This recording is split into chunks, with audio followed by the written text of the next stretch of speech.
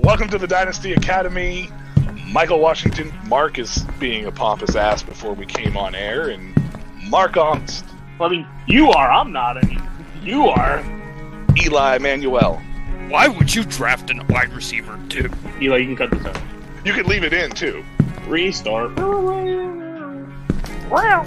Kyler Murray has a fantastic arm. It's just the decision-making for him, for me. Michael Vick just made better decisions, I feel like, overall. Makes sense. I said 1 or 2 inches, growing 1 or 2 inches, and you're like... And he's still going... I have leagues on too many apps. I don't know what to follow.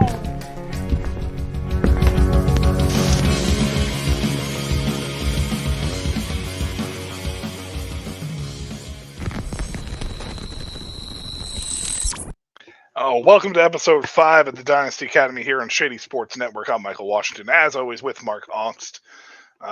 Big shout out again for that intro. I love it. I love it. I can't wait for us to get a rotation going with all the other ones that we have. Oh, yeah. That's gonna be fun. Yeah, we get the little clips in there. Yeah, you know. They're great. Eli does a great job with those. He does. Yeah, again, for any viewers or listeners out there that may be listening to this live or may listen to it later, we are live every Thursday at 8 p.m. Eastern. Well, right around there anyways, give or take 15 minutes, depending if I have my kids or not. Because, you know, sometimes kids are kids. It takes a little bit sometimes. But anyways, it's between 8 and 8:15, and we are here. Class is in session today as we jump into the position that nobody wants to talk about anymore. It's like the new tight end position in fantasy football. What do you say? I mean, luckily, we'll do tight ends, but it won't be long, so... This one will at least be a little bit longer, so it's still a little bit better than tight ends. I mean, tight ends would be what, top like 2, and then we move on to.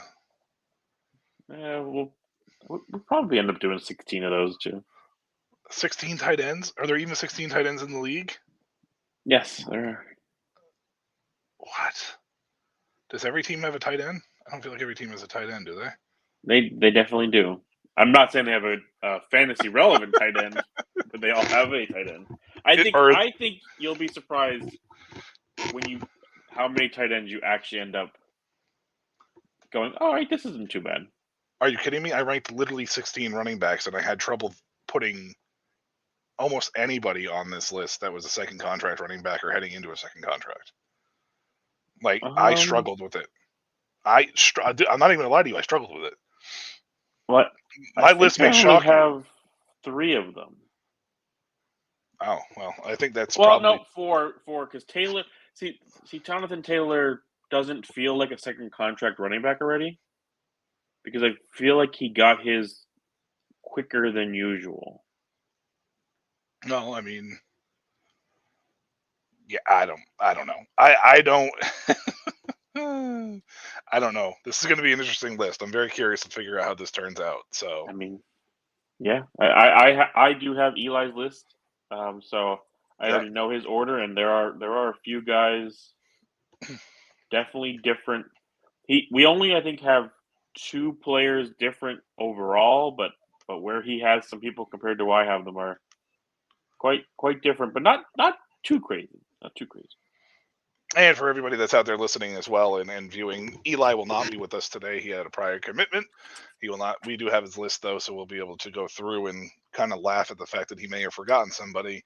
Not that I can see his name this time. He's got all the names here that I could see. I mean, I'm surprised there isn't a guy on his list, but I don't think it was because he forgot him.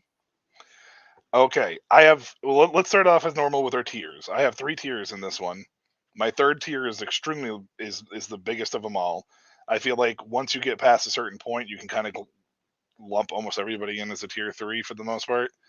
So that's the way I viewed it. Yeah, I have 4 for now. I could have done 4, but I mean, I just felt like some of these guys would be guys that I wouldn't mind having as like an RB2 type of situation. And, you know, I have 4 more because at the top I have small tiers, and the last tier is huge. So in the first 6 picks, I have 3 tiers.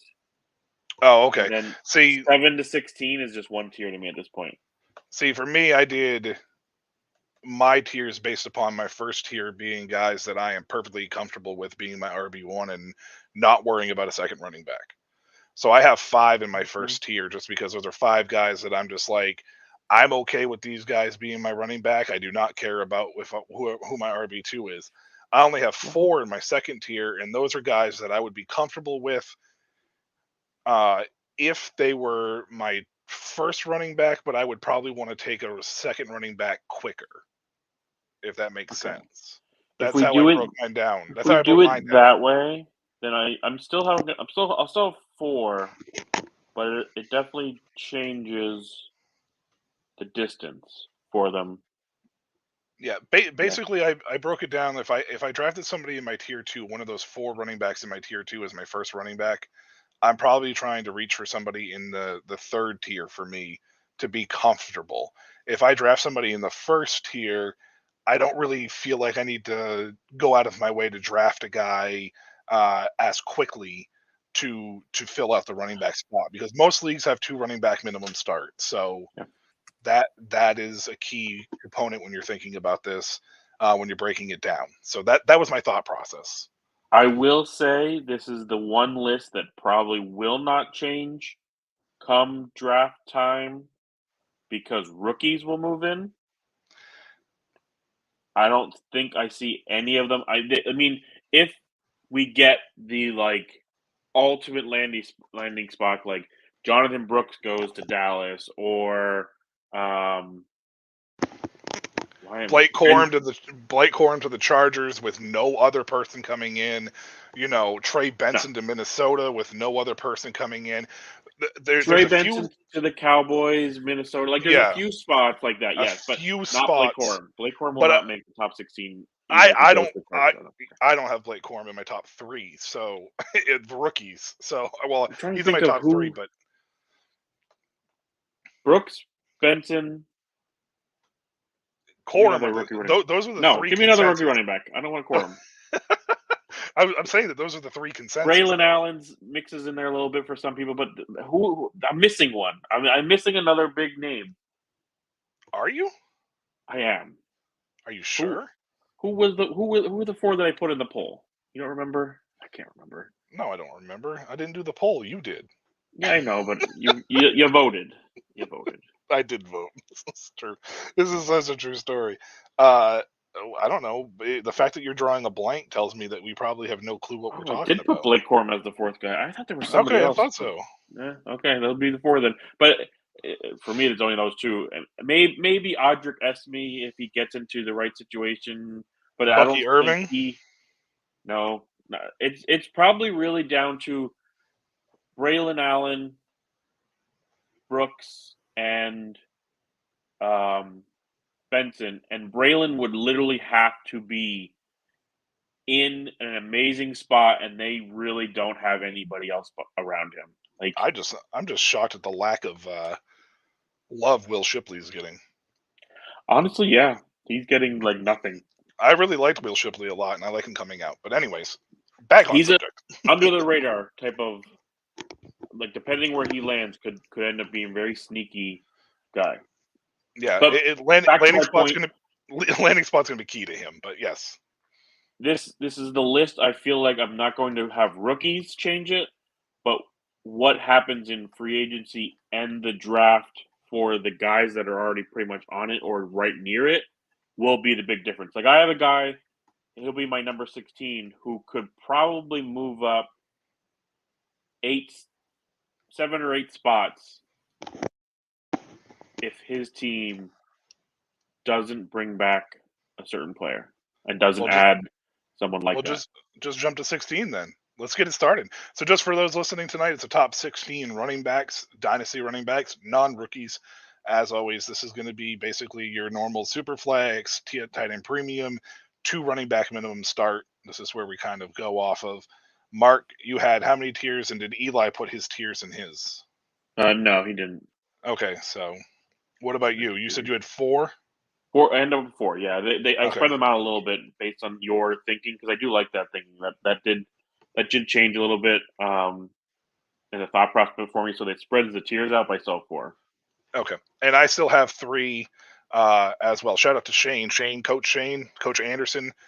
Much love to you, man, and good luck. I'm so happy with the IFA Alabama Beavers for you next year. Looking forward to seeing you hit the field with your squad over there, and we're getting a nice little squad together down there as well. All right, Mark.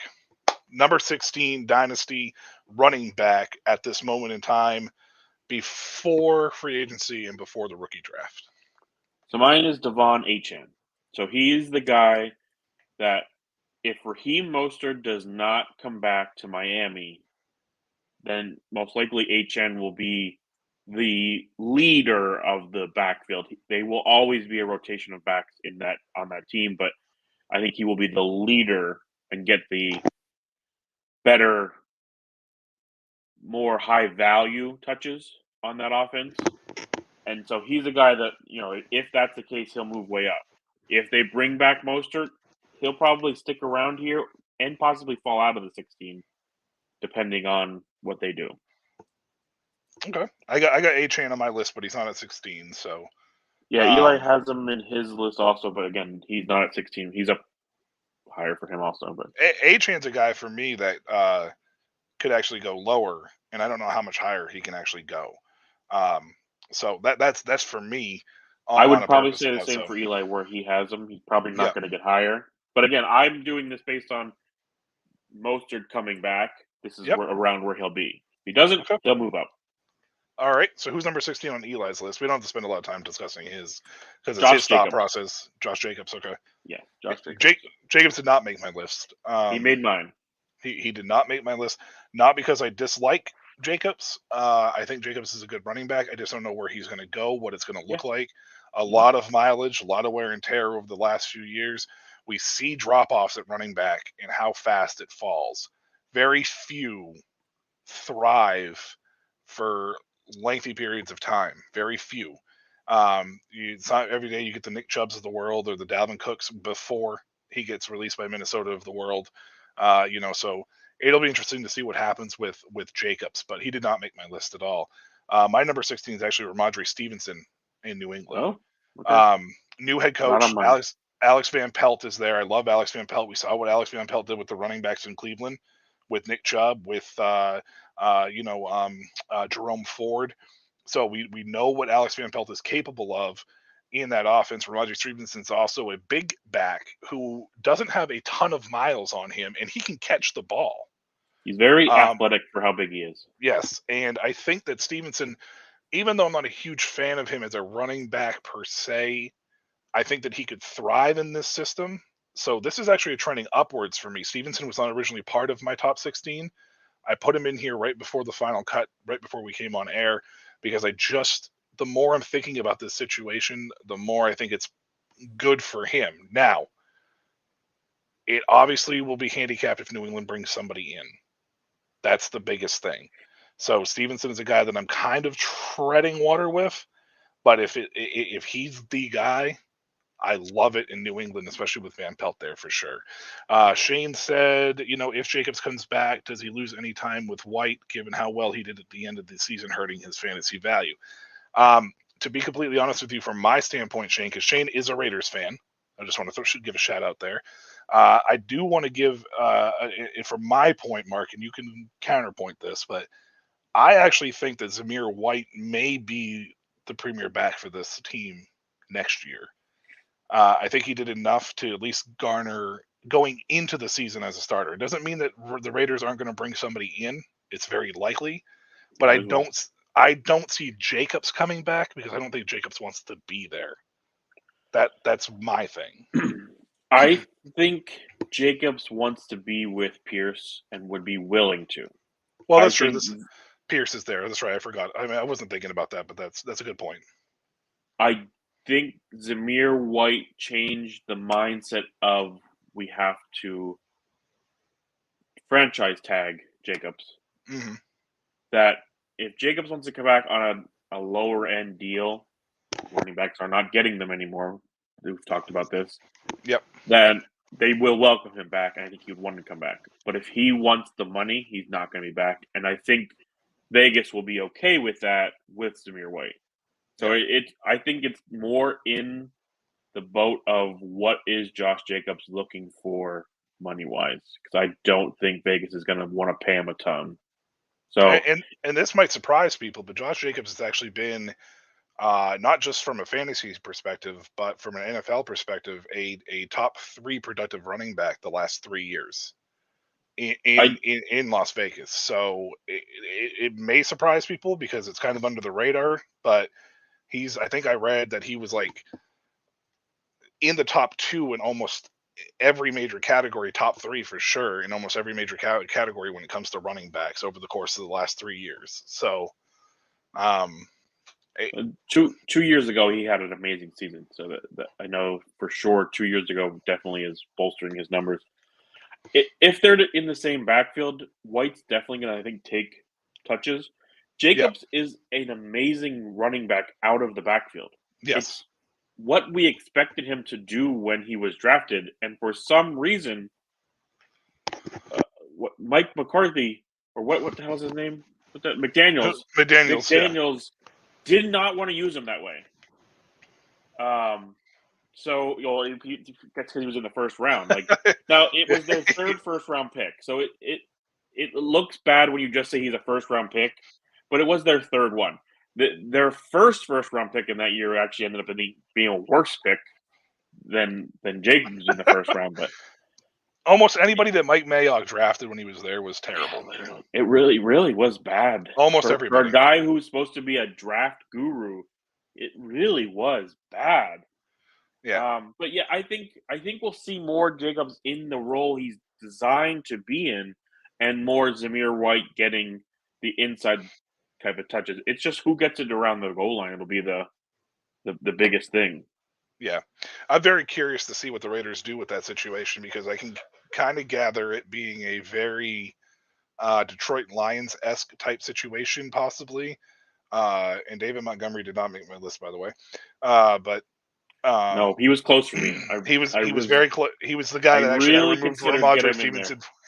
He was the guy I removed Ramondre Stevenson for. So the Raiders could go that route, Shane. There's a very possibility they do bring Jacobs back, but like Mark said, good point, by the way, is whether or not he wants the money or if he comes back on like a hometown discount type deal. So if that happens, I think it's going to be, does Zamir get an increase in roles because of what happened? Or is it going to be a situation where it's, Jacobs commands most of the touches and Zamir doesn't, or does Zamir contend most of the touches and Jacobs doesn't? It's not uncommon in the NFL to see the younger guy eventually become the top guy, and the other guy kind of get his cuts, downward. So, all right, number 15 for you. This is where Kyren Williams goes into my spot. He is my number 15 running back. I am not on this crazy hype train that Kyren is a top 5 running back, top 6, 7 running back. He had an amazing season, and if he does it again, I'll have to eat my words. But I just don't foresee him being what he was last year. Last year was such a highly productive season. I don't see it from him and his style. So I see them probably having somebody take some touches away from him or take that backfield from him. I don't know. I don't see it with Kyren. Yeah. Kyren's on my list. He's a little bit higher though. Who was number 15 for Eli? That was DeAndre Swift, which I do have Eli's tiers. He ends up with 4 tiers. Okay. So DeAndre Swift was his number 15. Another guy he's around this area for me. But again, it's really, if he's back with Philly, he probably moves into the top 16 for me. Yeah. If he's not back with Philly, I don't know what to do with him depending where he goes. So I'm going to just leave him out and again adjust when this free agency draft ends, because we saw it with Dalvin Cook last year. Dalvin Cook was probably a top 5 startup running back, and then in June was nothing again. Nothing. So this is a list that will change from who knows what reason. Yeah, I have Swift just on the outside looking in as well, primarily because of the rumors that he may not be back in Philly. They may let him go, et cetera, et cetera. If he's not back with Philly. He only had a 1-year deal, so No, I know, he's but I'm a saying free they may let him walk and not try to re-sign him. Like, if they do that, I don't really want anything to do with it, just because I think Swift does add an element to that offense, and he was one of the few shining points in that offense this past year, when given the chance. I mean, that's the other thing too. So, Swift did not make my list, but I can understand him being inside this top 16 if he goes back to Philadelphia for sure. My number 15 is Javonte Williams from Denver. This guy is a guy that I would have had in my top 5 2 years ago. Yeah. Denver's kind of in shambles. I'm not really sure what's happening with them. I don't know what's going on with Sean Payton. I don't know why Javonte Williams wasn't used last year. I'm really confused at the whole dynamic of what's happening with Javonte there. This is a trending downward pick for me, and I hate saying that because I think Javonte has the talent to be a top running back in this league. If Denver can figure it out, I mean, maybe he starts trending in a different direction, but I feel like that by the time that they figure it out, Javonte's going to be out on the outs looking in there in Denver. So I'm not really sure what to do. I still think the talent's there. I think they're going to give him another year, but after that, who the hell knows? And it's not outside the possibility of this team, even with a rookie quarterback, most likely, comes in and signs like a Derrick Henry. And the next thing you know, Javonte is just sitting on the sidelines being a water boy. So trending downward, he's in my tier 3 just because I would feel comfortable with it at this moment in time, but that likely will change because I think he's one of my more free fallers out of the guys in the back half of this list. So Javonte makes mine, but he's up higher. Yeah. Javonte actually is Eli's 14, so number 14. he's Okay. the next pick for Eli. I'll talk about Javonte when I get to him in my list, but Yep. I see your points and I totally agree. I just have more faith, I think, in his talent.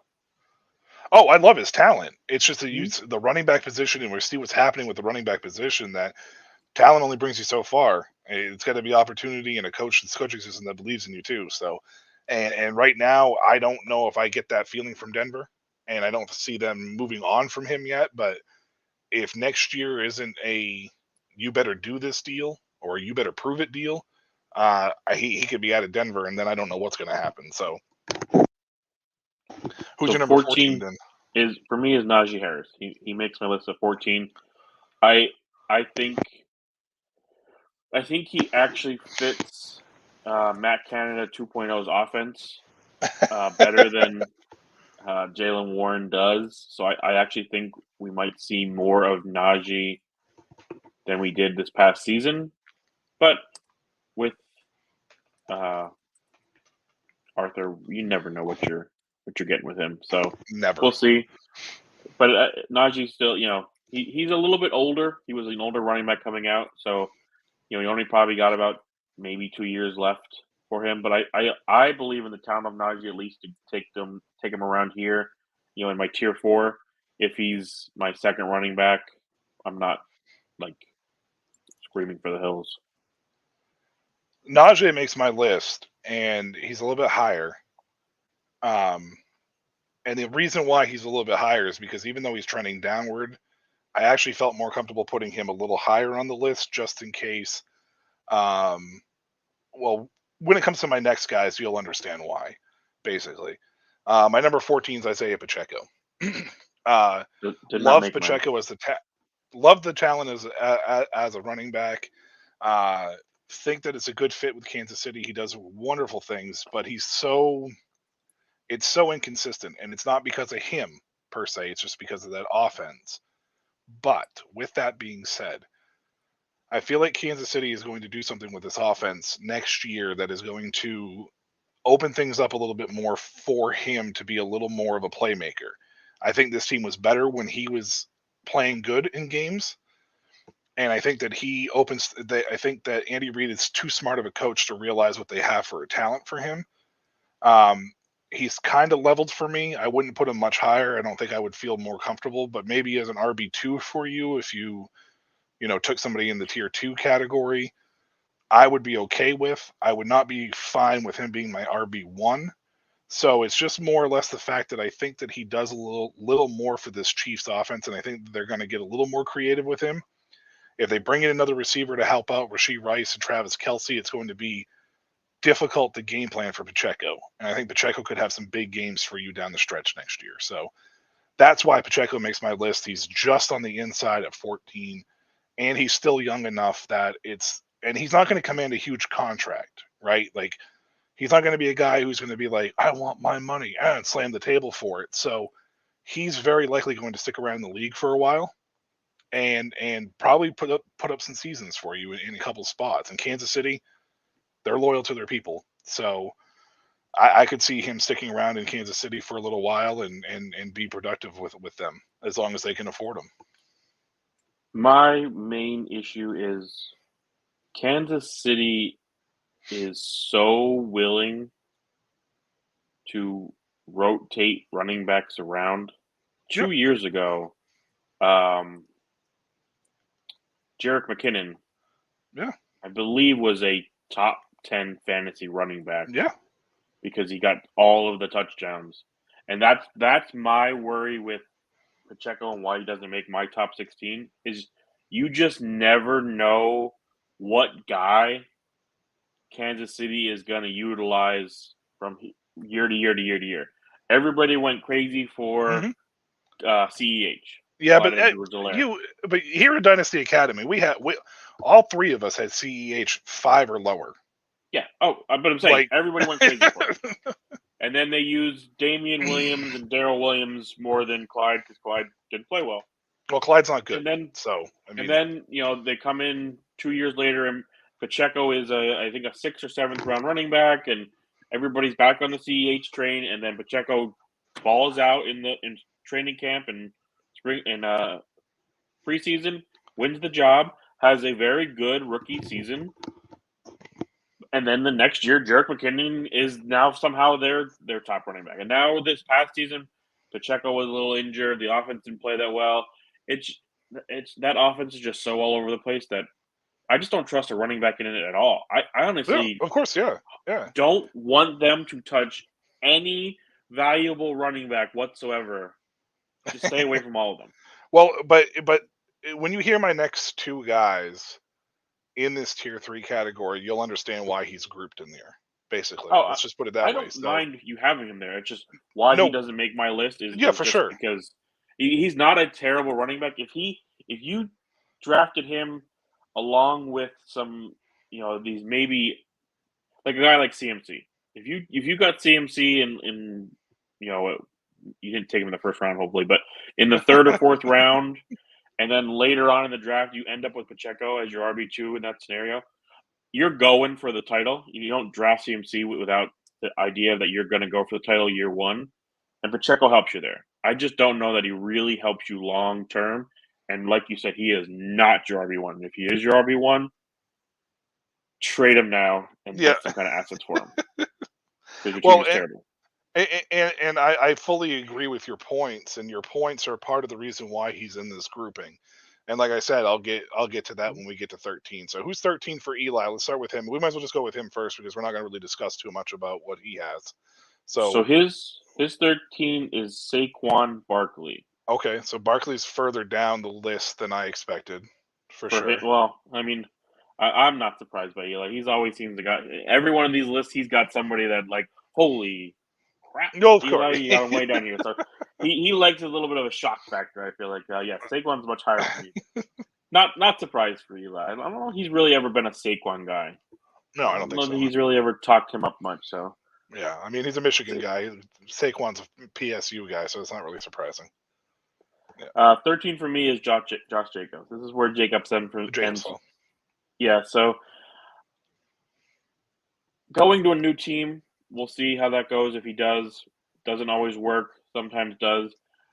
For me, I like the town of Josh Jacobs, but again, he's another guy.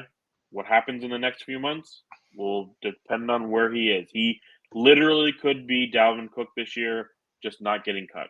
So yeah, I just think he has a better chance to land somewhere. But with these running backs, you really have no idea at this point. If you aren't a running back still on a rookie contract, nobody knows what you're going to be at this point. One of the biggest things with Jacobs for me is also the fact that his last 3 coaching staffs, and I'm including Antonio Pierce in this, But his last 3 coaching staffs, none of the offensive guys that put his seasons together, I believe, are in any type of capacity or role on another team that could maximize his talents yet again. Now, there's coaches out there that could do it. It's just I feel like that those coaches are probably going to be like, let's get the younger guy. You know what I mean? Like, so there's no real connections there to be like, okay, Jacobs, here you go. Now, a place like Arizona could be a good spot for him because they revived Connor's career last year. But I just don't know if they're going to have the money with everything that's going on there. But if he lands in Arizona or something, I could see it being a good spot. It's just a matter of will they utilize him the way that some of the other top seasons that he had are utilized. You know what I mean? So that's one of my issues with Jacobs. Contenders are the only ones going to be really signing him. Right. I don't foresee a team who is knowing they're in a little bit of a rebuild bringing Josh Jacobs in. Well, I didn't think that about Arizona, and they brought James Conner in. So I mean, but they were contending at that time. I mean, you have to remember that was around the year when they started 8-0 one season and just completely fell apart the rest of that year. And they made the playoffs 2 years in a row. They at one point were good in the sense of a record. And I just don't know if they were a contender, though. That's the problem. Yeah, but when I mean contender is a team that's trying to at least make playoffs. That's interesting because of the Joe Mixon rumors, supposedly that they're going to move on from Mixon. So, but that's money. If right. Mixon's willing to pay the pay cut, I don't see why you move on. If Jacob's willing to come in less than Mixon, then you move on. Yeah. But that's the type of team that yes, Jacobs would make sense for because again they're contending. It doesn't have to be a Super Bowl contender technically, but a team trying to at least get to the playoffs because sometimes you just never know what's going to happen in the playoffs. That's fair. My number 13 is Kyren Williams. And like Pacheco and like you said about the point of like running backs not being used or you never know what you're going to get. Sean McVay has a very big history of doing this. We always thought it was Cam Akers. When Cam Akers was healthy, he looked good. They used the hell out of him. And then all of a sudden it was Kyren Williams. And then, Darrell Henderson. And it was a mixed bag. I am not completely sold that the Rams don't bring somebody in, maybe Josh Jacobs, or draft somebody to, get to that point as well. And as Shane said, some of his injury history dating back to college is a problem as well. Like he has that history, but it's a running back. I mean, you're going to have injury history with most of these guys anyways. I'm not sold on this. He's a top 5 running back. I don't know why this is a narrative all of a sudden. It doesn't make any friggin' sense to me after 1 year. I'm old enough to remember Peyton Hillis and what he did in a year. So yeah, you know what I mean? Like I'm old enough to remember, Brandon Jacobs having a good 1-2 years. I mean, like Trent Richardson. I don't think he ever actually had a good year, but everybody thought he would. His rookie year, he had a good rookie year. I mean, he didn't get 1,000 yards, but he had a good rookie year overall. It didn't pan out with him, and I mean, it's running backs so volatile, and we've seen a lot of these, one and dones come and go. So, Kyren is a guy who is there right now. So I think you have to put him on your list after the year that he did have. I'm not ready to put him inside the top 6. So he's sitting at 13 for me. And Shane said so much has opened up for Kyren because of the wide receivers taking the focus off defenses, which is true. And I feel like that's pretty much would be the case, any case in the Rams backfield as well. And this offensive line did steadily improve as the year went on. So that's good news, but they did just release Brian Allen. So their center is gone. He's no longer there. He was there for 5 years as a starter. I don't know if that's the right move, but money-wise, I get it. It's just the Rams they did this. They had the Super Bowl run with one of the best offensive lines, and the following year their offensive line was god-awful horrendous. So hopefully that's not the case in this situation either, but Kyren's my number 13 here. So who's Eli's number 12? Kyren. Kyron is number 12. So we were all pretty much on the same team Pretty token close. with Kyron then. Yeah, okay. Yep. So my number 12 is actually where my third tier will start. Those 4 guys in that tier 4 are all either going to move or and Kyron probably ends fall out. Eli's 4th tier, right? It's 16 to 12 for him, right? Yeah, his 12 is his last one, yeah. So Kyron will be the last of his tier 4. So for me, number 12 is James Cook, the brother of Dalvin Cook. James Cook is a guy who played very well at times, definitely near the end of the season, had some big games, had some fumbles, a little bit of a trust issue, I think, with at times Buffalo had with him, but I foresee him being the lead back in that offense, and it's the idea of, is he going to get enough receptions to be a top tier running back in the NFL? And you don't know at this point. So I like James Cook. It's just right here. It's and with these groupings of guys that I have him with, and you'll see he falls pretty much, could be anywhere around this 9 to 12 range for me, these 4 guys. Okay. I have him a little bit higher on my list. He is on my list though. So my number 12 is Devin Achane. This is the Achane pick because, again, like Miami, I'm not sold that they're not going to bring somebody in or they're not going to look there. Josh Jacobs, again, is another name that pops up. Joe Mixon. Baltimore may not bring back Dalvin Cook. Cook may actually finally go there. You just never know what's going to happen. And, again, Miami is another one of those teams that, even though Raheem Mostert was 31 and had all those touchdowns that he had this year and had a solid year, Devin Achane was easily the better of the 2 backs.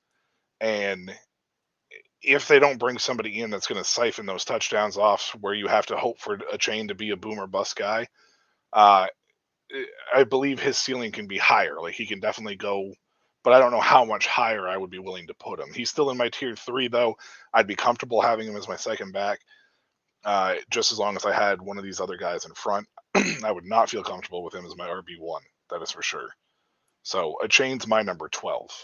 Who's Eli's number 11, the start of his tier 3? That's Isaiah Pacheco. Pacheco. I know Eli's always been a little bit, I think, higher on Pacheco than both of us in general. So not surprised he's the higher in this scenario. But right. That's the beginning of tier 3 for him. Pacheco is his tier 3 beginning. My My 11 is Tyjae Spears. Woo! So we all do not expect. Love Spears. He did not make my list, though. Wow, I'm actually surprised about that. He's did just not make Eli's list either. He's just on the outside. Yeah, no, I foresee him with the touches he had this season, even alongside Derrick Henry. He had a very solid rookie year, being behind one of what was one of the best running backs who nobody really ever took touches from. He was able to get some of those passing touchdown receptions, and even in running the ball, he looked very good. New head coach, guy who brings what he did with Joe Mixon. Joe Mixon was a guy who wasn't this grinder of a running back. It was more get him on the edges, get him the ball in space, and let him do his thing. And that's who Spears is. He has the knee thing, but I could see 2 to 3 years Tyjae Spears being a viable running back. And again, this, like I said with James Cook, around this area, he could be 11, he could be 9, he could be 12, but he's a guy. If he's my second running back, I'm optimistic this year with him that he can sneakily be. If you drafted him last year, probably in the second round of a rookie draft, and you got a running back who could be a top 6 running back this year in fantasy, I think you're happy.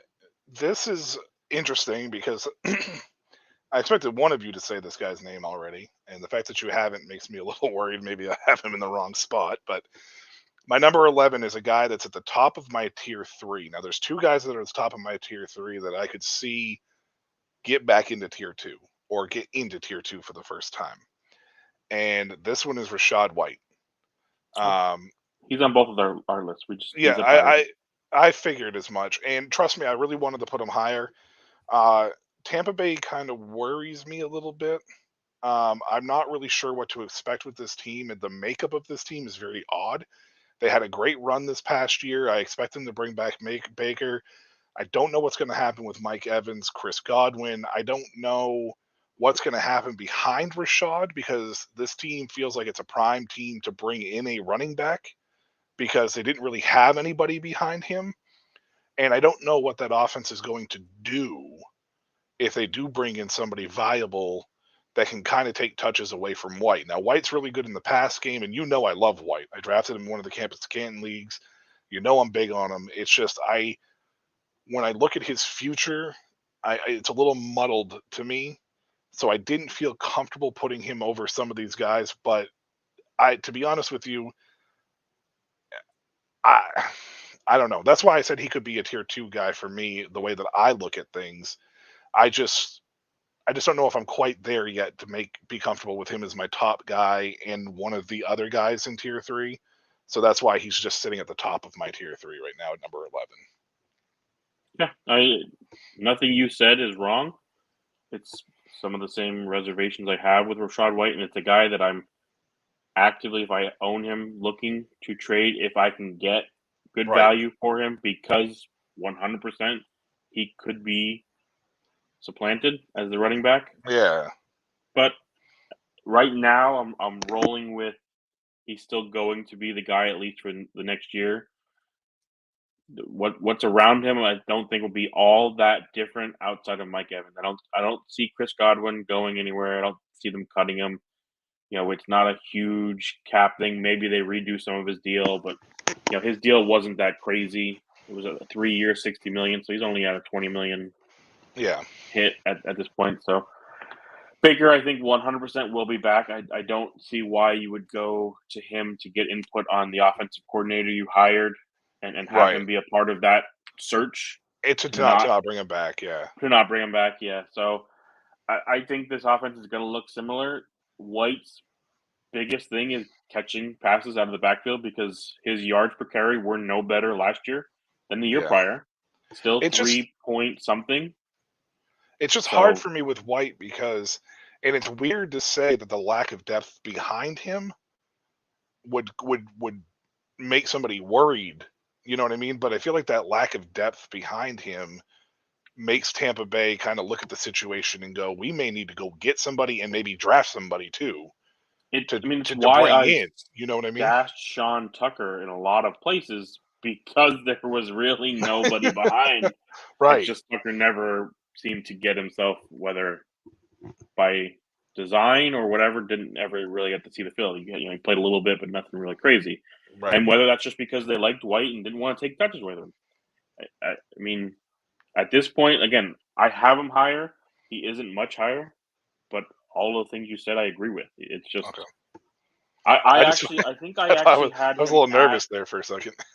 No, I think I had him at 12, and then I actually moved him up to where I have him right before we came on because I was like, you know what? If he comes back in the same role, where I end up moving him to is where he belongs then. So I'm going to go with that for now and let, again, things change my mind. Yep. All right, so who's Eli's number 10 then? He has Dalvin Cook at number 10. Oh, okay. Still on the list. James Cook. Oh, okay. James Cook at number 10. I mean, I'm assuming. Did he put his full name? Let me make sure here. I just wrote Cook down. No, James Cook. James Cook. Okay. So you got James Cook at number 10. Not a surprising spot there for James Cook. At number 10, I have Javonte Williams. This is where I have Javonte at this point. Both of you a little bit lower on him. I don't disagree with anything you said, why you would have him down at 15. Again, I'm just kind of like Rashad White. I'm going to roll with he will be the guy. And what that means, we'll see. I think that offense was just terrible last year. And him coming off the injury didn't help in any of that. No. So I expect this year we don't really see, much of a worse offense. I think it'll get at least better, and maybe they'll lean more on him. If he can kind of play that Mark Ingramish role with not being in the doghouse like Mark Ingram was all the time, Javonte could be very good. Yeah. My number 10 is the top of my tier 3, so it's the end of my tier 3, and it's Najee Harris. He's trending downward, but it's not as free fall as most people have him. I think the talent's still there. We've seen what he's capable of. It feels like at the beginning of every year, we're talking about how he closed out a year. And he closed out the year again this past year in really high standing. He had I think it was like 3 100-yard games down the stretch, not back to back to back, but I think it was like 3 out of the last 5 or something. I could be wrong about that, but I believe, or maybe it was combined yards. But either way, he really turned it on down the stretch for this team. I was a little bit disappointed that they went outside though to bring in Matt Canada 2.0 instead of just sticking with what they had. So I'm very interested and curious to see how Arthur Smith is going to use him. Arthur Smith, though, did have some good running years with, some good running years with Derrick Henry and stuff. So it's very possible that Najee Harris is in that role. And Shane, it's very possible that Najee loves cold weather, even though he played in Alabama. Very possible. So I like Najee. I think the talent's there. It's very similar to how you feel about Javonte. I think the talent is, better than what we've seen for production so far. And, hey, who knows? But I would feel comfortable having him as my RB2 for sure.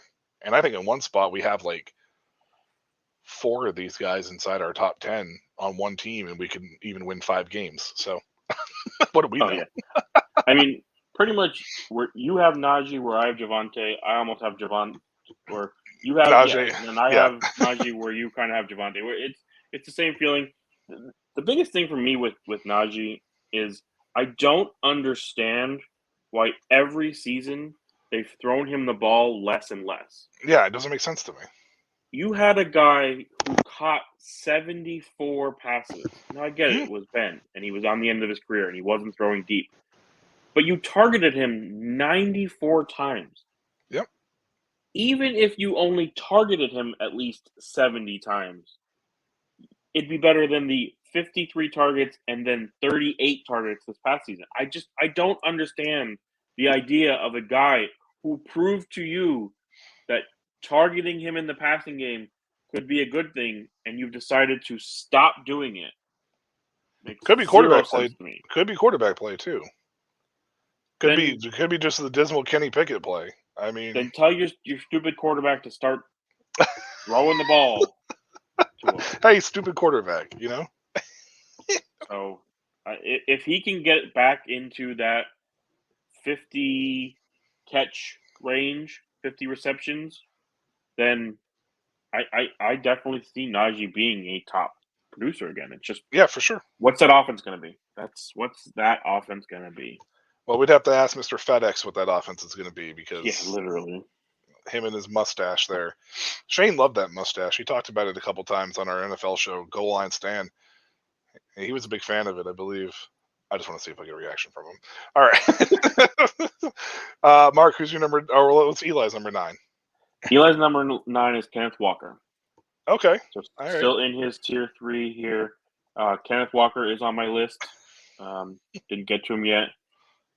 Did like that, Mr. FedEx? Not FedEx. Didn't like the mustache yet though. So we'll see. No, it wasn't the mustache. It was the mustache. He's got that going. Yeah, he has Kenneth Walker, and this is where I have Rachaad White. So this is actually the end of my tier 3. Okay. Between White, Javonte, Spears, and Cook, I view those 4 guys very similar. Okay. All very much in the same kind of role. Spears is probably the one guy trending more upwards than the other 3, just because we are, I think, going to finally see him be the guy. Musty stash. It's all about that musty stash. So Spears is probably the one with the most upside of these 3, just the one who hasn't shown us anything yet. So that's where Rachaad White lands for me at number 9. Okay. My number 9 is the start of my tier 2. I have him turning up, and that's James Cook.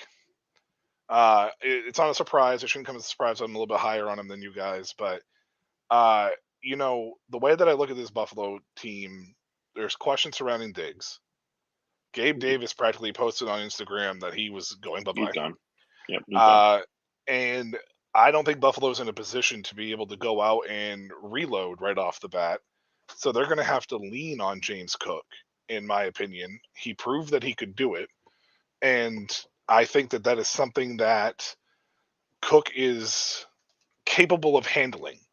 Now, whether or not they bring somebody in to kind of fill that Latavius Murray-esque type role is a question mark, because they could be another one of those teams that's in that prime position to be able to bring somebody in and maybe possibly take touches away from him.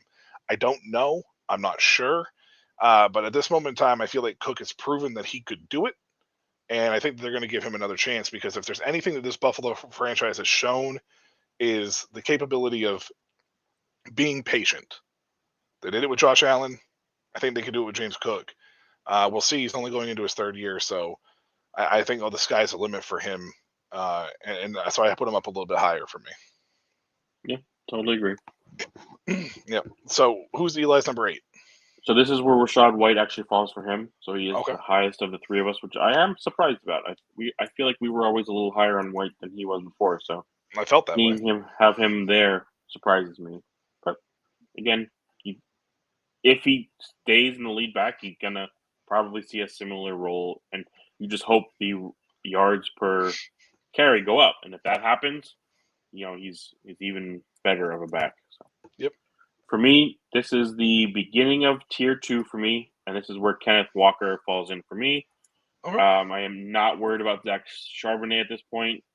I think last year Seattle tried to flip the switch of we're going to use Walker in one role and Charbonnet in this other role, and then they realized, well, that's not the way these guys are meant to be.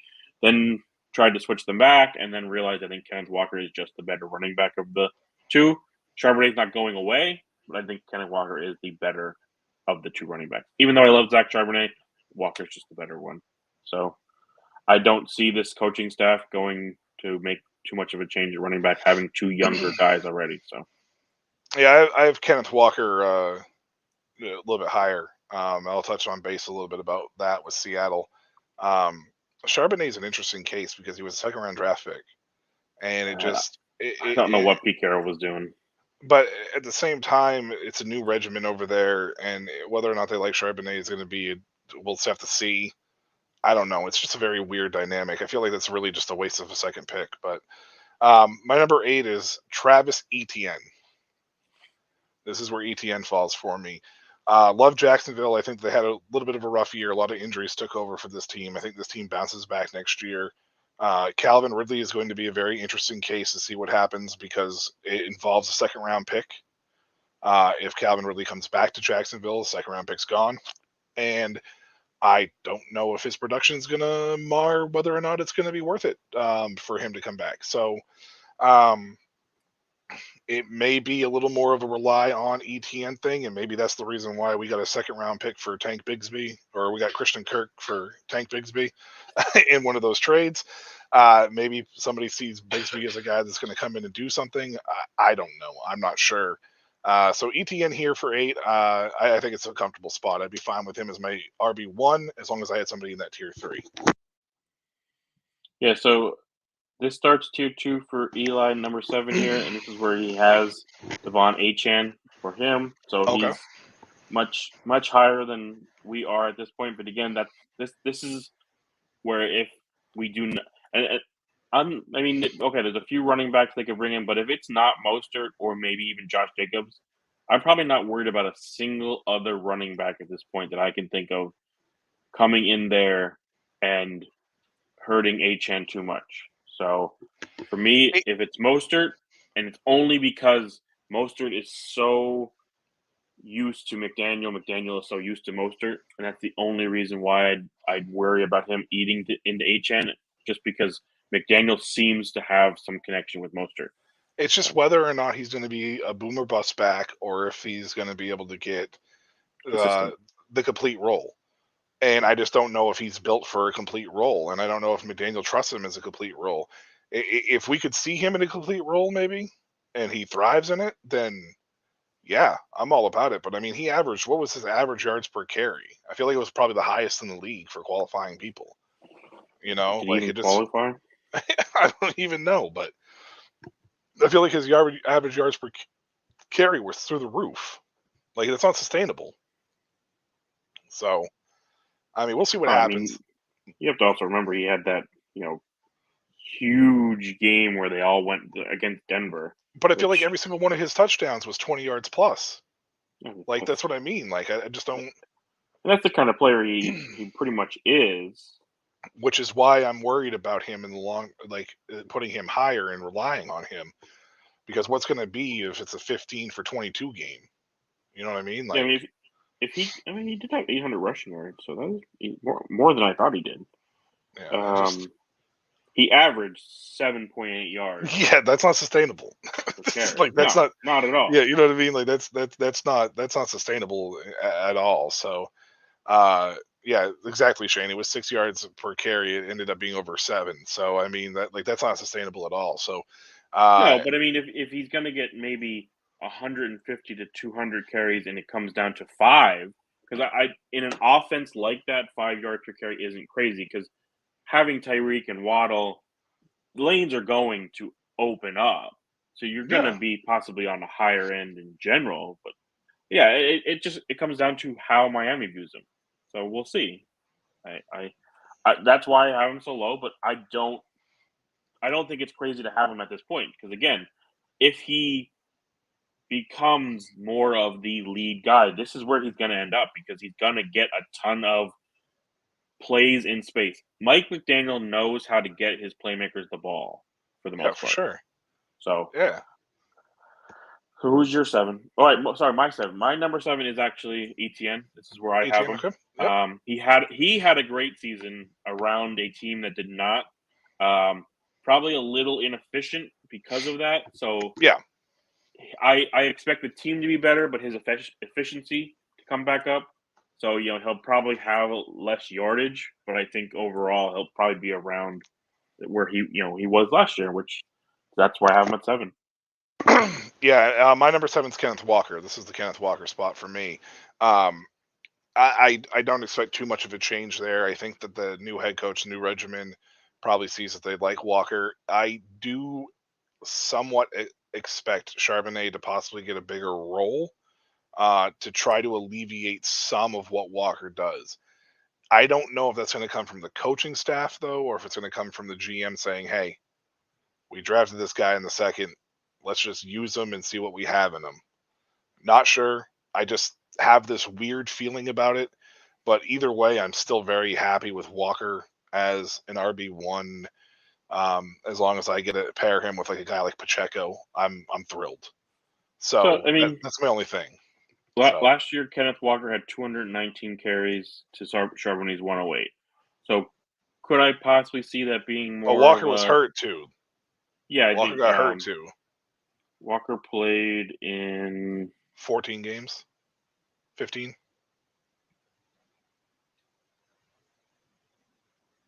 They were both hurt together at one point in time too.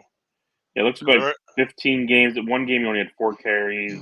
I remember they had I remember DJ Dallas having like a start or something out there too at one point. So 15 games played for Walker, 16 for Charbonnet.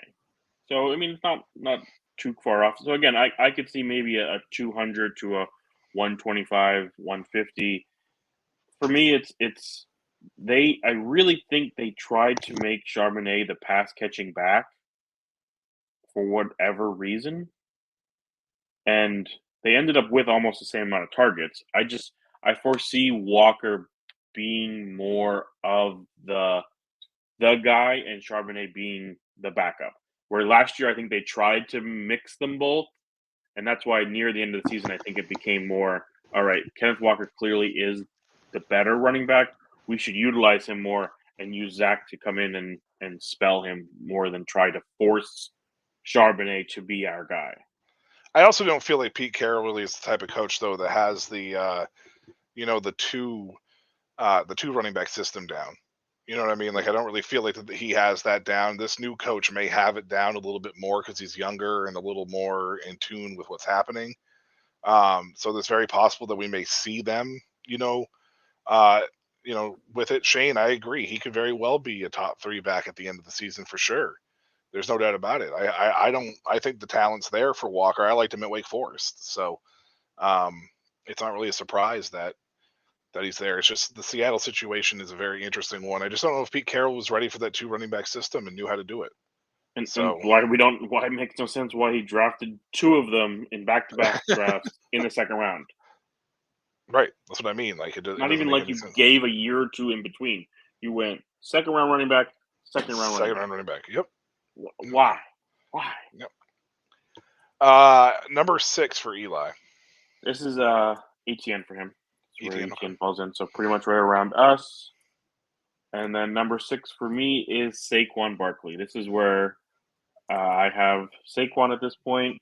Pete doing Pete things in the draft. Yeah, I mean him and Belichick. I think we're on a mission to have. And Pete was a much better drafter than Bill Belichick, but sometimes they both did head scratching things near the end. But Saquon Barkley for me, I think he'll get signed somewhere. Whether he does re-sign with New York, I mean he keeps saying everywhere that he wants to come back. I mean, money's going to be the thing. He did fire his agent, so that is something to keep an eye out for.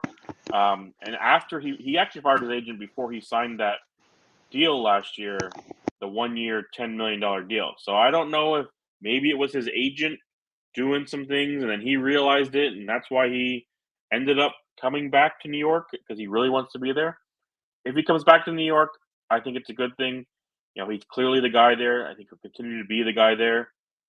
And if he goes somewhere else, I expect him to be a guy, but who knows? But the talent with Saquon is too high for me to put him any lower at this point until we get more clarity on him. We agree on number 6. Wow. Quan is my number 6. This is our first agree for any of us, I think. For any of us. I expected one yet. I expected this to be a little bit more often with the running back list. I'm a little bit surprised that we didn't agree as much. But yeah, Barkley is my number 6. He's the end of my tier 2. I think the talent's just too good. I don't like the Giants situation. I know that he wants to be back there. I just don't really like the Giants situation because I don't feel like that team has really done enough to help Barkley out. I mean, the receivers are horrible, and it's one of the worst receiving corps in all of football. And it's got to be the worst. I don't think it very possibly could be the worst. And right now I'm looking at Arizona just because I don't think Hollywood's back. He's an unrestricted free agent, so yeah. But you know what though? Unless you go Rondell Moore or Michael Wilson over everybody that's give in New York. Mike Wilson over everybody in New York. Yeah, everybody in New York. Jalen Hyatt terrible, but Hyatt's the one I like, but he didn't really do as much in his rookie year as Wilson clearly did. So right, who was the guy that Wan'Dale Robinson playoff game with them now?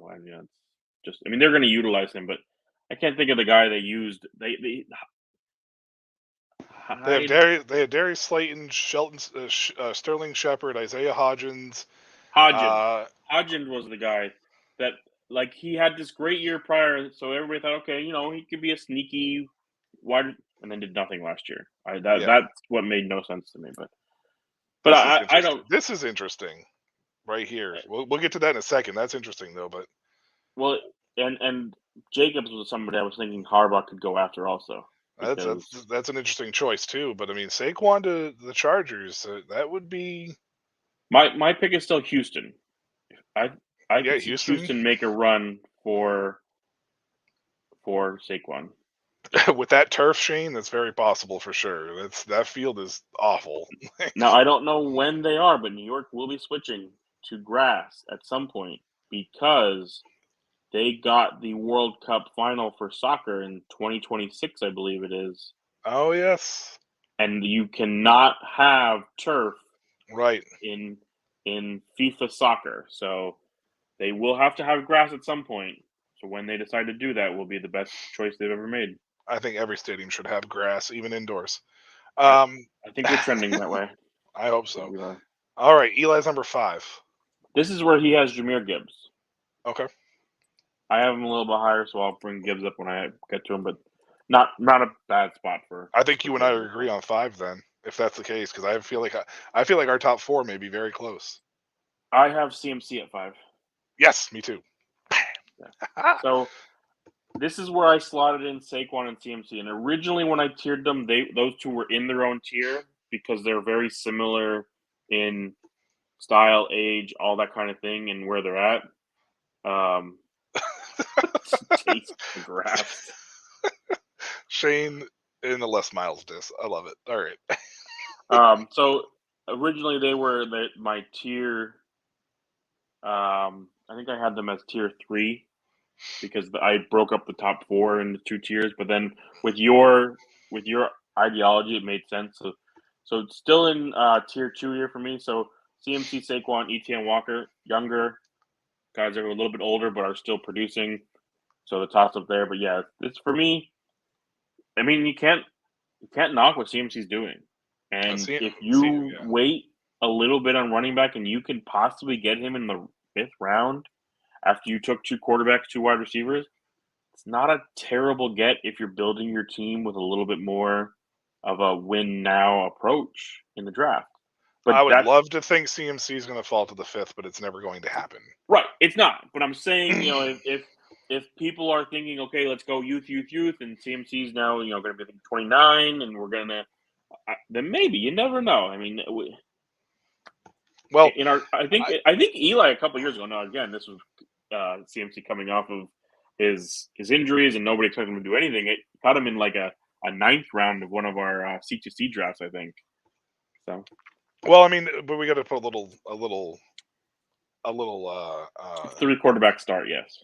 Well, I mean, it's a 3 quarterback start, and we have to put a little emphasis on the fact that it's also all flex in that one too. Like, there's no specific start. It's all flex. So, yeah. But this for me, top 5 for CMC feels right. Well, even with his age. I have CMC at the start of my tier 1, trending down just because of mileage and age. But I mean, it's still hard to be like, if I had CMC as my number 1, like, am I really going to care if I'm rolling out David Montgomery as my number 2? No, that would actually be wonderful. Am I going to be upset if Austin Eckler is my number 2? You know what I mean? Yes. Like last year, yes. Well, last year, yes, but I'm talking about this year. Maybe maybe Houston for him. But I mean, am I going to be upset about having somebody that's like that could potentially? I'm not going to be that upset about it. So, so that's why I had him CMC as my tier 1. So who's Eli's number 4 then? So Eli and I, this is both of our tier 1 start for both of us. Oh, so we're not going to match up here. We actually agree, Eli and I, on this one. It is Jonathan Taylor. He is my number 4 running back. Now I got to ask you a question. Is this consensus, you think? I mean, I would expect you to have Jonathan Taylor here, but okay. I'm guessing it's not. But I don't think so. No, the way you're talking. But I believe in Taylor's ability. I think when he finally came back to that team and got into the flow of things, because remember, he sat out training camp. He sat out, I think, most of the preseason. He took the first 4 games off from there even. So I think once he finally got back into the flow of things, that offense runs through him, and I have no doubt it's going to continue to do that. It is consensus. Oh, wow. Jonathan I can't believe Taylor. We had a consensus. I think we'll have a consensus at the top. I didn't expect one around here. Jonathan Taylor is my number 4. I had him as high as number 3. I know it's not a big drop off, but I had him as low as 6 at one point in time. Not for any particular reason other than I feel like when it comes to mileage on running backs, I feel like he is struggling the most at being able to stay healthy. Yeah. Because he had a lot more mileage in college than most of these other running backs. Big time. So I feel like that the mileage is catching up to him, and I don't know if he's one of those guys that's going to be able to recover and bounce back. So that's why I had him as low as 6 at one point in time. But I'm going to believe in the talent, and I'm going to believe in that Indianapolis fixes that offensive line this offseason. And Anthony Richardson should take pressure off of him. So yes. I moved him back up. They never played together. I don't think those two ever played together last year. No, because Taylor missed the first 4. four, and Richardson got hurt in the fourth, I believe. I believe so. Yeah, I want to say that sounds about right. Well, Shane, this is the funny part about this comment and about what I mentioned is, it was one of my issues with CMC coming in when CMC came in, but the problem is CMC's mileage in college actually wasn't that bad. There was a lot of usage, but he played in passing a game. Right, but he also played in a much weaker Pac-12 back then. Oh yeah, the Pac-12 was extremely weaker back then, so he was able to use that mileage and not have an issue. Whereas Wisconsin plays in the Big Ten, and you were just running straight up the middle every time. And the Big Ten plays so much defense. And yeah, Melvin Gordon's another guy. The same thing. Wisconsin running backs, Ron Dane. When Ron Dane came out, Ron Dane had a lot of issues with maintaining. Yeah, you chuckle because it's a nice name drop, but there was a lot of talent of Ron Dane, the greatest running back ever. But Wisconsin had used him and abused him so much, and that's what happened. And then you saw what happened with what the hell was that quarterback? Man, the one that fell in the draft, Bo Callahan. Bo Callahan. If you're listening, please put in the comments who got that reference. I wasn't sure Mark was going to get it because I think he's only seen the movie once, but I think I've watched it twice now. But it's a good movie. Have you seen it? I mean, super realistic too. Yeah. There it is. I figured Shane might get it. I love you, Shane. That's the reason why we got a connection there. I love you, Shane. Thank you for that. Jonathan Taylor's mileage was an issue, but the other issue with him coming out was, and it's just a Wisconsin thing, nobody threw them balls, so we didn't know, can he be viable in the passing game? And that's one thing I think he's definitely proven over these first 3 years is that is a part of his game that he's good at. So if he continues at least in that area, top 4, 3 is not crazy. Mark, this is an awesome Frozen picture, by the way. Yeah, I know. It's incredible. Just a quick little story here before we get to our top 3. So every April I watch the Bo Callahan reference was to draft day, and I watch this every April, pretty much religiously as we lead up to the draft. It gets me hyped for the draft every year, and my wife hates it. she hates it, and it's funny because so many times she'll say something, or I watch it before I go to sleep, and I always end up shutting it off before I fall asleep. And then when I rewatch it, I restart it. I don't pick up where I left off. And she's like, "Oh, this movie again?" And I said, "Yeah, I have still never seen the ending. I need to know how it ends." So it's an ongoing running joke in the house that I need to see how the movie ends. I just mentioned Bo Callahan, and I just got a complete eye rolling emoji from her when she heard it. So, yeah, that's a nice little story time, by the way, there for everybody out there. Oh, look, Mark's not frozen anymore. It's awesome. Not frozen anymore. And also, I do not stop movies and then go back to them. I finish a movie and then I don't do that. I hate that. Can't stand it. What, restart them or? You said you stop sometimes and then we'll pick it back up in a later time. No. I'll stop a movie if I go to bed and then I'll just restart it. I don't pick up where I left off. Oh, well, I don't do that either. When I'm watching a movie, I'm finishing it at that time. I don't care what time it is. If I fall asleep, it's going to run too late, I'm not watching it then. I just won't start it at all. Well, this is a movie I've seen, though. So, I've seen it numerous times, so I don't care if I fall asleep to it. Nope. So, yeah. If I fall asleep to it, then that's not going back to it until the next year. Yeah. Anyway, so that's the thing. So, all right, number 3, Eli. Number 3 for Eli is Breece Hall. Oh, okay. That's different. Number 3 for me is Jahmyr Gibbs. This is where I have Jahmyr Gibbs. Gibbs for me, number 3 as well. Yeah. So, I mean, it should be no surprise. He already had Jahmyr Gibbs, who is going to be number 2 for Eli at this point. You hear his name. You already heard his name for us. Yep. But Jahmyr Gibbs for me, that team is a run first team, but it's a 2 running back style team who has figured out how to do it right. If other teams can do the same thing, then running backs will be more viable because we'll have a better understanding of what they are. Detroit knows how to utilize the 2 running backs they have, and they do it very well. They put them on the field together. They put them on separately. You sometimes know you're going to get David Montgomery right down your throat, and yet they still do it well. But they also can finesse you with Jahmyr Gibbs right down the field. I mean, he made San Francisco linebackers, who are some of the best linebackers in the game, look silly in that championship game on his touchdown play, and he outran them all. Jahmyr Gibbs is a difference maker, and he's on a team that knows how to use him. I think one of the things that's big about Detroit and how they do this, and this is what's going to be amazing to watch, is they run their offense no matter which running back is in the game. Yep. David Montgomery was not known as a pass catcher, but I feel like that they used him efficiently in the pass catching in the passing game. Not quite to Jahmyr Gibbs' ability, but I feel like that they absolutely did use him, though, to keep that defense honest.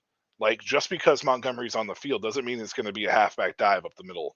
You know what I mean? And then even when Gibbs was in the backfield, they still ran between the tackles with him. So I feel like the Detroit really found the blueprint and the formula that every team should be looking at and going, why haven't we thought of this? Why can't we do this? You know, and it's going to prolong in running backs' careers, and I think it's going to also increase their value over time because you're going to be able to prolong it and get more years out of them. And it honestly, Montgomery signing in Detroit may have been the best thing for his career. Oh, it definitely was. There's no doubt about it. Like, it was an odd signing at first, but it turned out to be the best signing of the class. Yeah, I mean, and that was another the same. I think it was Mark Ingram and Kamara. No, wait. That couldn't have been 09. No, sorry, I was thinking 19. But I mean, you can go to the Saints with Mark Ingram and Kamara. Was that Ricky Williams' year? No, not Ricky Williams. Reggie Bush. Maybe Reggie Bush and I don't tell you remember who the 09 running backs for the Saints at the time. Bush and Pierre, yeah. Yeah, Bush and Pierre, yeah. Pierre Thomas. Yeah. You could fast forward to when they were doing Mark Ingram and Kamara. The Saints were probably one of the teams to do it a lot and do it the right way. And I just don't know why other teams can't figure it out. You don't have to have guys be in one role. You don't have to just run straight up the middle with one guy and then run another guy out for third down and throw him the ball. I mean, Montgomery had 219 carries. Gibbs had 182. Their yards were only 70-yard difference between them. So obviously, Gibbs with a higher yards per carry. They could throw probably the Montgomery a little bit more passes, but it's not really his game. But he at least can pass protect on third down and catch it if he need be. But it was done in a manner that was efficient. It wasn't just oh, we're just going to pass it down to Montgomery. Like, Montgomery could have been on the field and you didn't know that a pass was coming. Yeah. Like you wouldn't know. Just because Montgomery was on the field didn't mean you could load up 8 in the box. You know what I mean? And if you did, you were going to get Laporta or St. Brown. But even then, even if you had them covered, you still had to account for Montgomery out of the backfield. Like, it was just efficient. It was just efficient enough. Like, it wasn't an overabundance because it doesn't need to be an overabundance, but it was just enough and just efficient enough for them to not tip their hand to what they were doing on offense to the defense. And I think that really is the key to how you run a 2 running back offense. And the reason I have Gibbs at 3 is because he started out slow because I don't think at first Detroit knew what to do with the 2 of them. Or they were trying to incorporate it more and more as the season went on. So right. I think he can only possibly go up because I think they're going to continue to do what they're doing when it was working. And then that's for a whole season now. So. Yep, and I agree, Shane. It was very effortless. It looked very effortless, and both running backs looked very comfortable in the role.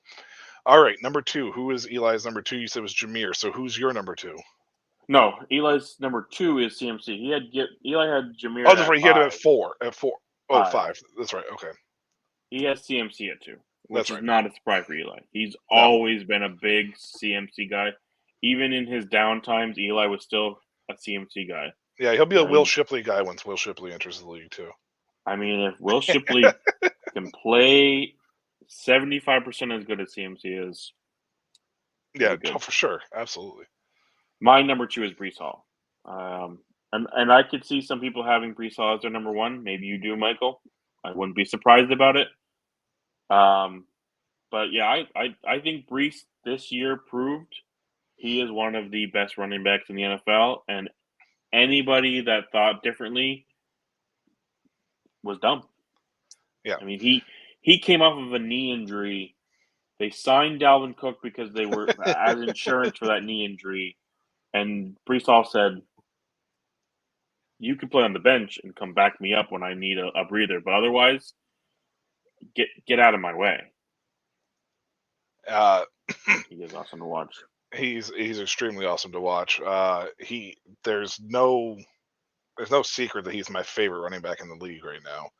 One of my favorite players in the league, actually, overall. That is not why I put him at number 1, though, Mark. I have Bijan at number 2. Now, primarily my biggest reason was these two were razor thin margin. Yeah, I'm talking razor, like 0.00000000001% of a difference. For me, it's not knowing what Atlanta is going to be. That's literally the only thing, is what is Atlanta going to be. I hope it's better. I fully expect it to be better. But you never know, right? You still don't have a clue. It seems like they're going to make a push for Kirk Cousins, which is, I think, helpful to Bijan, because it's also very much a play action quarterback in Kurt. Yeah, Shane shot it down. That's a good one though, buddy. That's still a good one. So the Jets, I think Breece is only going to get better with Aaron Rodgers. We've seen how running backs are when Aaron Rodgers is at the quarterback helm. Assuming Aaron stays healthy, assuming Aaron, don't expect him to catch as many passes. Right. But I think with Aaron at under center, it's going to open up the run game more, though. But this offensive line, though, is the problem. Yes. This offensive line is the issue. New York needs to fix this offensive line. So I think that it will balance out what Breece did in the passing game this year to the run game. I think it will balance us back out. So I don't think we'll lose any production either way. That's my thought process. I don't even think touchdowns. He will have more touchdowns. Yes, he will have more touchdowns. Well, yeah, that's just because I fully expect the Jets' offense to be better. Right. I think those two will balance and equal. What will make him a little bit better is the touchdowns. But I mean, he was running back 3 last year. He ended up as running back 3 on a terrible offense. Right. So, terrible. Like awful. Terrible. And I love Bijan Robinson just as much as I love Breece. Everybody knows that as well. They're very close to me, 1-2. I love both guys, and it's just the slightest of margins. I think New York is in a better spot with quarterback play, and I think that they're in a better spot with a little more stability of the coaching system, a little more. I don't want to say a lot, a little more than what Atlanta is, because Atlanta's going through a new regimen, and there's going to be a new quarterback there. It's just I honestly don't see a difference between the two. You could even put these guys as 1A, 1B for me, or 1A and 1A, and I wouldn't care. It's just, I think right now I'm going to take Aaron Rodgers led offense over a who knows led offense in Atlanta right now. This could change if they do get Kirk Cousins, maybe. Who knows? Yeah, I love Breece. Bijan is just more talented than Breece is. I don't know if he is, though. I don't know if he is. Breece is a better runner. Bijan is more of an athlete, in my opinion. I mean, it's just how I feel, and that's why I have Bijan, because, like as Shayna said, Arthur Smith, for whatever reason, did not want to utilize Bijan in the At way all. At Bijan all. should be utilized, and I 100% this new offense to do that. So, I fully expect it too. I just don't know what to expect from the Atlanta offense because I we just just don't expect know it to be what. better. It was just so bad. I just expect it to be so much better because I think they'll bring some kind of quarterback in better than Desmond Ritter. Well, I mean, we're not Whether going to it's see a jet. We're not going to see a jet sweep on 2nd and 1 with the backup tight end that's 34 years old. So no, the thing with New York and I agree. The only problem is to me is Aaron Rodgers. If Aaron wants to be selfish, Aaron, that will hurt Bruce.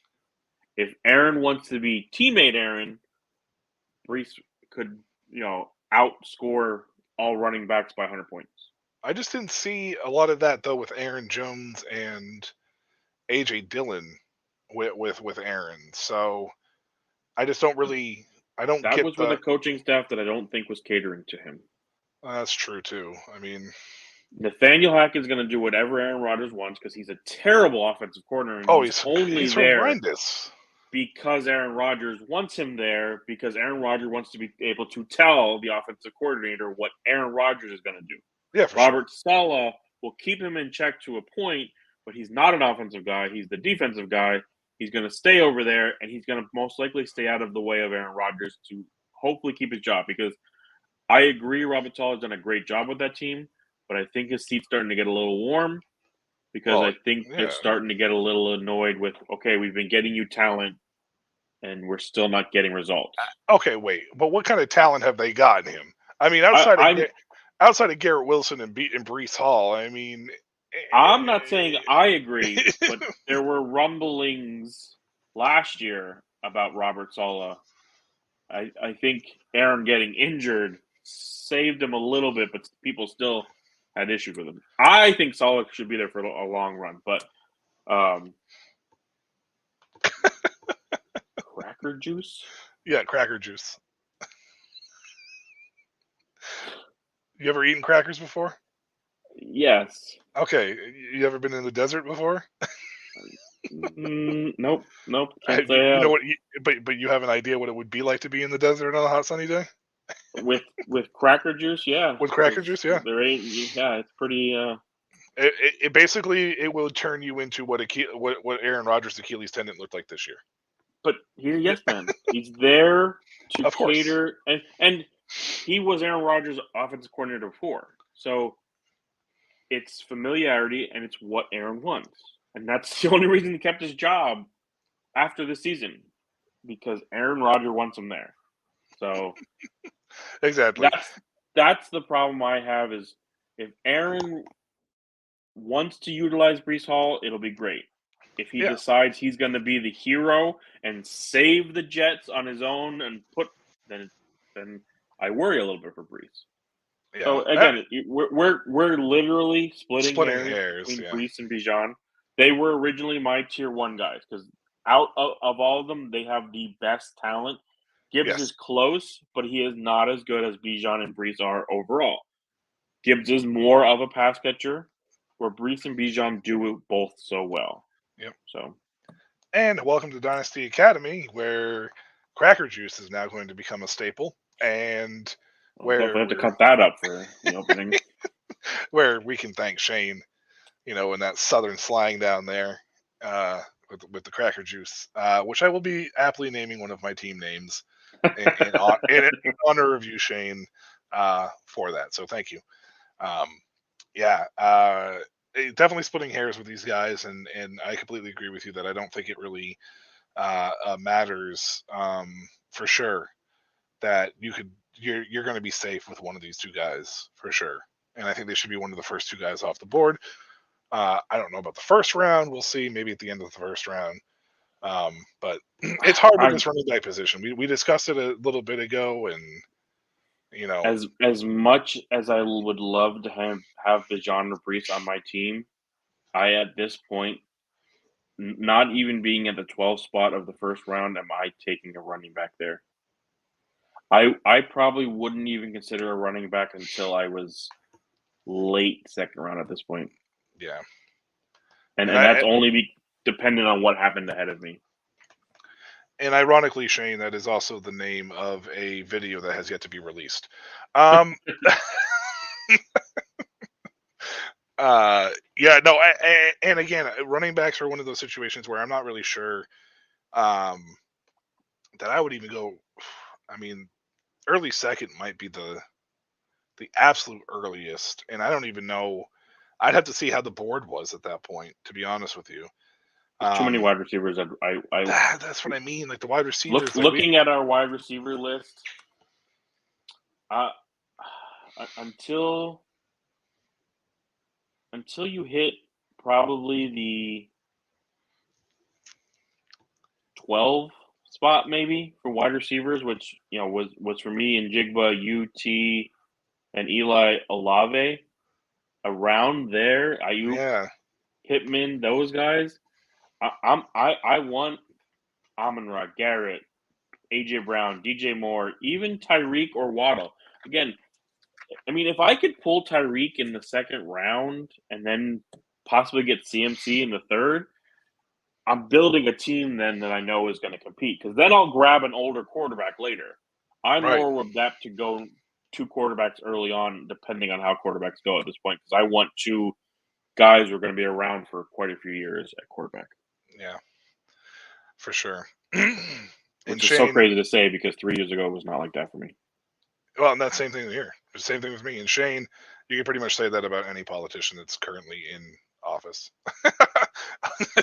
The average age over there is zombie. No, mummy. That's what I was going with. Mummy. Yeah, so I agree with you with the running back situation. It's very odd to have the running backs fade as much as they have in really a short amount of time. I still think it's important, though. I want to make sure I stress this. I still think it's important you get a running back. I still think it's important. I don't think the 0 running back strategy works. It worked this year because of a Raheem Mostert 19, 20, 21, whatever touchdowns he had because of that. If you don't have that, and because Rachaad White was going so late, I just don't. You're not going to get that so often. All right, we have a question from Shane here about a redraft. Who is our 6th or 7th round running back that you could see break out like Jacobs did 2 years ago?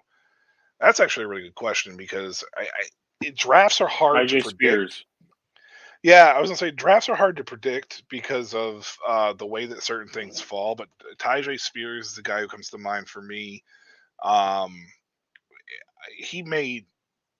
There may be somebody who falls in love with him and takes him before that round, but I don't think it would happen. Jerome Ford, if Chubb gets cut. Jerome Ford, yeah, if he is the main guy in Cleveland. But honestly, in redraft, that may not be a bad spot for one of your top rookie running backs. If it's in the landing spot, that's good. Yeah, that's you know what I mean? Like if Trey Benson or Blake, I'm going to mention Blake Corum again because people do like him, but Blake Corum or Jonathan Brooks lands in Dallas, Minnesota, the Chargers. Minnesota doesn't draft or sign some big name Ty Chandler. I don't like Ty Chandler at all, and you could probably get him in like round 15. So maybe, but Ty Chandler, that's the guy you want to keep an eye on. Yeah, I mean that's on a bad eye get. But yeah, somewhere in that middle, Ramondre Stevenson could possibly fall to you. Yeah. As well. So that's a possibility as well. And James Conner was a nice little steal last year for some people. So, I mean, there's a chance that may be a possibility as well. Do you guys put AK in your top 15 if you go to a contender like the Ravens or Bengals? Who's AK? Alvin Kamara. You think he gets cut? The problem with Alvin Kamara, though, is it's that second contract running back, Shane, and in Dynasty format, you want to use that second contract for running backs as kind of like a basis for the downward slope. And primarily, well, he's almost on contract 3, but I'm just, in general, like you want to use that. We got spoiled. Let's be honest. We got spoiled for running backs with Kamara, Cook up until last year, Mixon, Derrick Henry, Josh Jacobs. I mean, Jacobs was franchise tagged. He's not really quite there yet, but we got spoiled for a lot of those guys because we didn't get a lot of that before, right? Like it was not that many, not that amount, right? So, I mean, Kamara is good on either one of those teams because they know how to utilize that style of running back, especially with Lamar. yes. He's very dependent on who he goes to. If he goes to a situation, we'll say like the style of running back in Cleveland, even. Yep. He doesn't fit there unless they're utilizing him and Jerome Ford in the Ingram way. And I just don't know. Kamara's still a great running back, but he's got to have some athleticism drop off. He's getting up there in age. He's not going to be the exact same guy he was 3 years ago. So I have a hard time believing the Saints trade him anytime before the middle of the season and they're falling apart. Their cap situation is terrible, but they're still all in. They are too much built to win now, and keeping Dennis Allen tells me they're still trying to do it. So I don't foresee them making any crazy moves like that. They're going to try and move money around like they have been. And in 2 years, that team's going to be horrendous. I don't know how much more they're going to move money around. They may try to unload it. It's possible that Kamara gets traded.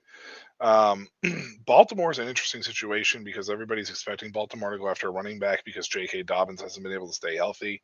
I know that Derrick Henry is obviously in play. There's talks about Baltimore going after Henry. A dark horse candidate would be Austin Eckler because I feel like he may be a little cheaper than Derrick Henry, or a Joe Mixon even possibly. But Josh Jacobs will probably be a hot commodity for a lot of running back situations that are a little questionable because I don't know if Jacobs is going to command the money that he thinks he's going to command, but at the same time, I could see a team maybe paying him what he thinks he's going to command. But it's going to be like one offer, and that's going to be it. So the running back market is going to be very interesting to see how that plays out. I don't know what the damage would be done for dead cap money if they were to trade Kamara in New Orleans. I don't know if you know that, Mark, or if you can look that up or not. But I can't imagine it's going to be terrible. If he's released or traded before June 1st, he's a $17 million dead cap, and it only saves them 1.6 on the cap. By doing that, what's post? If he's after June 1st, his dead cap for 2024 is $7 million. Then his dead cap for 25 would be $10 million. But they would save $11 million on the cap. But then his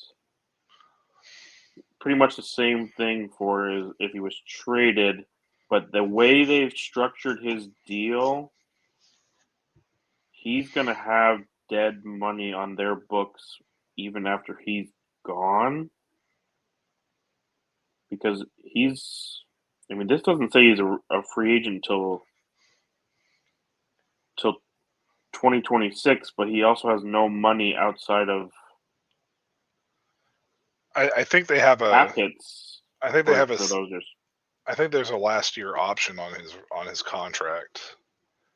He does cost a lot towards the cap this year at $18 million, but I have a feeling they're going to restructure because his salary is only $10 million as a base salary, and then he has a bunch of incentives to go along with it. But that $10 million they'll restructure.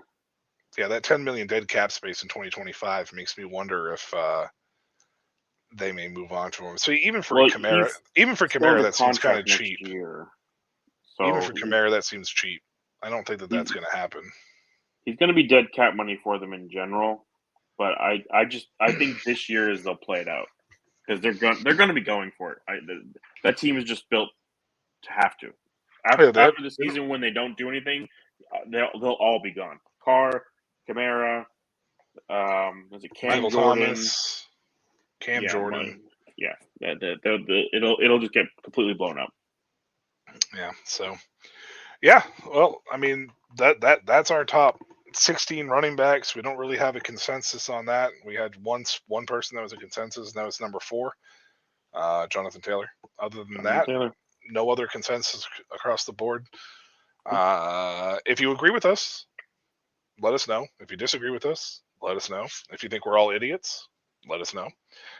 There is a chance Jahmyr Gibbs will put our debate about Brees and Bijan to rest this year. That's a possibility too. And expect a running back that we didn't mention to slide up there at some point in time as well, like Kyron Williams. Nobody would have had him in the top 15 last year, and nobody's going to have him in the top 15 next year. I mean, possibly.